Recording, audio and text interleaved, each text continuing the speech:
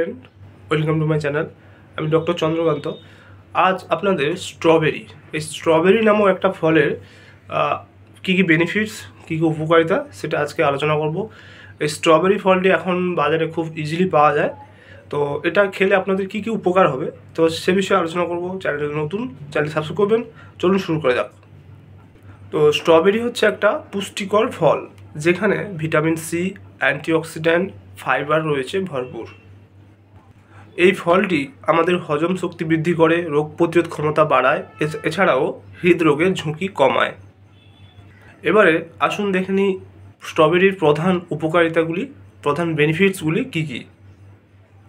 প্রথমত, রোগ প্রতিরোধ ক্ষমতা বৃদ্ধি করে, অর্থাৎ স্ট্রবেরিতে যে ভিটামিন সি রয়েছে সেটা আমাদের রোগ প্রতিরোধ ক্ষমতা বাড়ায়।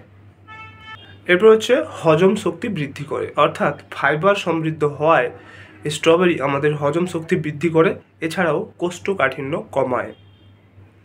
স্ট্রবেরি আমাদের শরীরে হৃদরোগের ঝুঁকি কমায়। এমন কিছু উপাদান রয়েছে যেটা হৃদরোগের ঝুঁকি কমাতে সাহায্য করে। স্ট্রবেরি কিন্তু ত্বকের জন্য দারুণ উপকারী।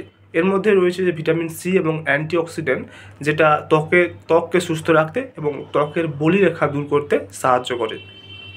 এবার হচ্ছে দৃষ্টিশক্তি উন্নতি করতে সাহায্য করে, অর্থাৎ এর মধ্যে যে ভিটামিন সি এবং অ্যান্টিঅক্সিডেন্ট রয়েছে সেটা দৃষ্টিশক্তি বাড়াতে সাহায্য করে।